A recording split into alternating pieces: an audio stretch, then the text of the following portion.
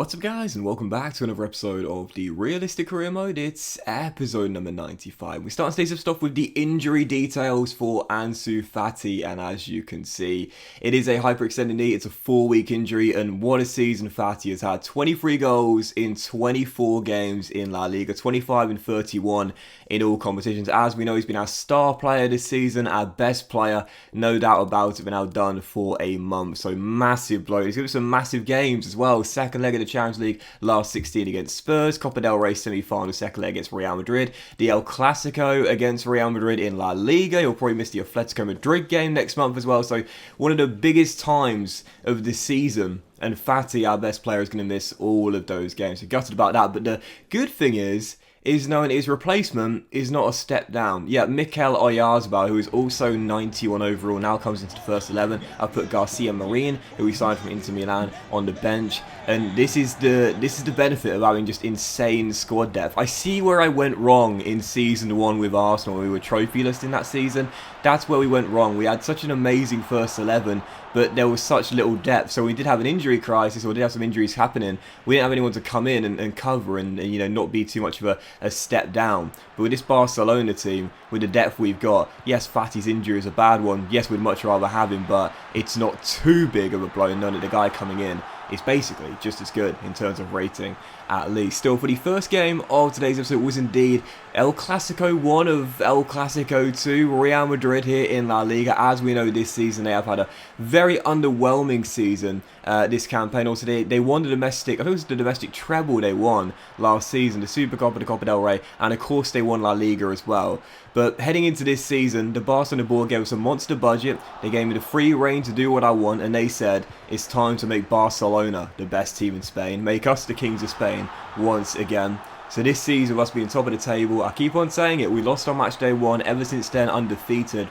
Taking on Zidane's side, even in the absence of Ansu Fati, I felt very confident indeed. Took the lead early through Moise Kean, Dembele then made it too. So the two of our front three got the starts in this game, obviously getting the 2 goals. Mentioned before, our front three, probably the most lethal in Europe right now, and with a minute to go of normal time, Marc Cucurella gets another 4th of the campaign for our number 3. He's been sneak good this year, Cucurella. I've not mentioned him much, but he's been really good down that left-hand side. That was the 3rd and final goal, and that was it. Final score, Barca 3, Real Madrid 0, and for the 2nd time in a row, we win an El Clasico. Yes, we failed to win the first 2. We drew at the Bernabeu 1-1 in La Liga in the reverse fixture. Then we lost in the Supercopa, but now back-to-back wins against Real Madrid. Let's just say my pride was damaged a little bit in those first 2 El Clasicos. Had to make sure I was better from here on out, and 2 big wins there, and a massive one sees us, as you can see, extend the gap at the top of the table on the Atletico Madrid to 12 points. We're a whopping 21 points clear now of Zidane's side in 4th. But yeah, 13 games to go, 12 points clear. It's not done. Like, absolutely no way. It's not done yet. There's no doubt about it. We've got some massive games coming in March. Again, you see here Valencia at home, the second leg of the Copa del Rey, Champions League round of 16, second leg against Spurs, and of course a battle between the top 2 of Atletico Madrid coming this month as well. So it's not done yet, but again, we haven't lost since match day 1 in La Liga, and I mentioned it very briefly, I really do believe that this could well be a season where we only lose once or twice to Barcelona. If it ends up being only 1 loss, and that coming on the first game, you have no idea how sick I'm going to be. But to be honest, the most important thing is making sure we just win La Liga this season. Doesn't need to be a record-breaking season of only 1 defeat. No, I'm okay losing a couple more games. The most important thing is we win it. At the moment, we've got the separation, and that's the key. Still, for the 2nd game of today's episode, Copa del Rey semi-final, second leg. Real Madrid taking us on for the 2nd time in the space of 4 days here at the new camp. We won the first leg 2-1, so Real Madrid need to score at least 2 goals on the night. They started off on attack mode as they needed to be, and they won themselves an early penalty. Rodrigo tripped by Frankie de Jong, no complaints from me, and a chance for Real Madrid to get 1 of the 2 goals they needed. But Jesus Barry Peituvi, the Hayes regen, pulls off the save and keeps it at 0-0. I brought him in. I said he's going to be our backup goalkeeper for Ter Stegen. I'll give him the game time. We train that positioning up, and we'll see this guy grow pretty quickly. He's up to 75 overall. and I really like him. I really do. Teenage talent, exciting prospect, keeps it at 0-0 and prevents us going down a goal. But to be honest, in the first half, it was all around it. They needed to score 2 goals, so of course they were going to come at us, and right before the break, they would find one of the 2 they needed. Drew level on aggregate, but still trailing on away goals. Billy Gilmore, the former Chelsea lad, making it 1-0 and putting Real Madrid back in the tie. But a few minutes later, in the first half, Rad played really poorly. I think I was just being a bit too conservative. Really, no, we didn't need to score on the night to make it through. But right before the break, a chance to get us back on level terms on the night, and we do so as well. Francisco Trincao, the Portuguese winger, with the goal, and what a great hold-up play from Pedro Porro as well. Great ball across the face of the 6-yard area. Tammy Abraham, the dummy,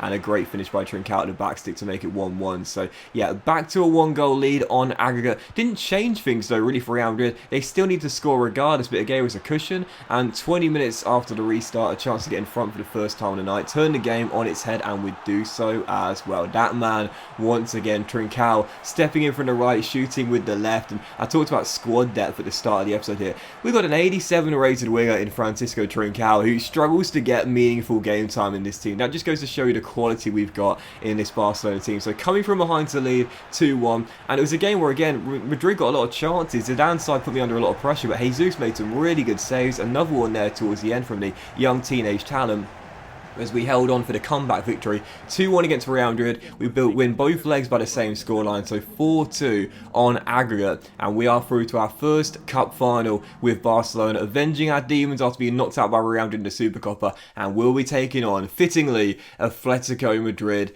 in the final. Yes, they beat Sevilla on away goals. It's a battle of the top 2 in La Liga in the Copa del Rey final, and a chance for our first piece of silverware coming next month. So yeah, really good chance to get our first trophy. Definitely favourites for it, no doubt about it, but again, you've got the best 2 teams in Spain meeting in the cup final. That really is going to be fitting indeed. So yeah, Atletico Madrid in the final of the Copa del Rey as we continue our pursuit of the treble. And for our third game of today's episode, now taking on Valencia at the Nou Camp, we continue our homestand here. Pedro Porro, 7 minutes in, gets goal number 5 of the season. You know I love this guy, man. You know I love this guy. He's my third man in this team. I love him to pieces. Pedro Porro makes it 1-0 and gives us the early advantage. And again, you know, right now going for that treble.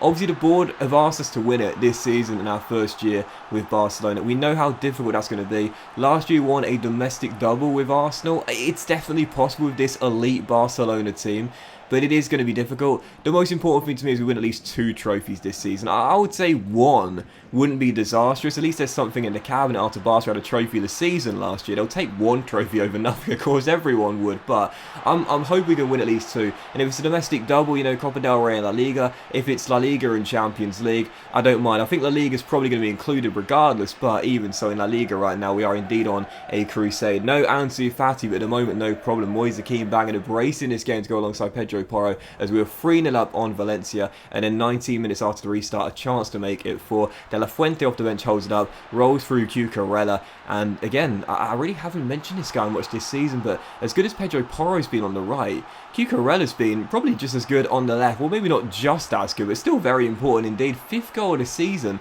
same as Pedro Porro, as he bangs in his 5th of the campaign, makes it 4-0 Barcelona. And again, this is the reason why I think this year we have the ability to win the treble, and it's a realistic expectation because our team is so strong, and not just the first 11, not just the bench, but in general, the depth to this team is just unbelievable. So even when we're missing our star player, even when we're missing our talisman, we've got a player on the bench in Mikel Oyarzabal who's just as good and can come in and do the job. And then we've got the supporting cast for Ansu Fati, again the likes of Pedro Porro and Cucurella and Dembele and Keane and so on and so forth, that are just as impactful when they need to be and can influence the game in similar ways. So yeah, at the moment I feel very confident. Despite losing Fati, we are going to continue this charge for the treble, and I feel if we've ever had a season in this save, a realistic chance to win it, this is the one. So for our 4th and final game, Spurs at home, second leg, Champions League last 16, won the first leg 2-1 in North London, so Spurs need to score 2 goals on the night. Started the game off on attack mode, trying trying to get more of a cushion. Great save by Livakovic. And then the bad news, Pedro Porro, my guy, taken down, stayed down, and with some injuries, you just know, man. You just know. So for the rest of the game, still tied at 0-0. Wasn't really much going on. Casemiro, how funny was that? The former Real Madrid man almost got Spurs back in the game and back in the tie. Thankfully, his header from the corner went wide.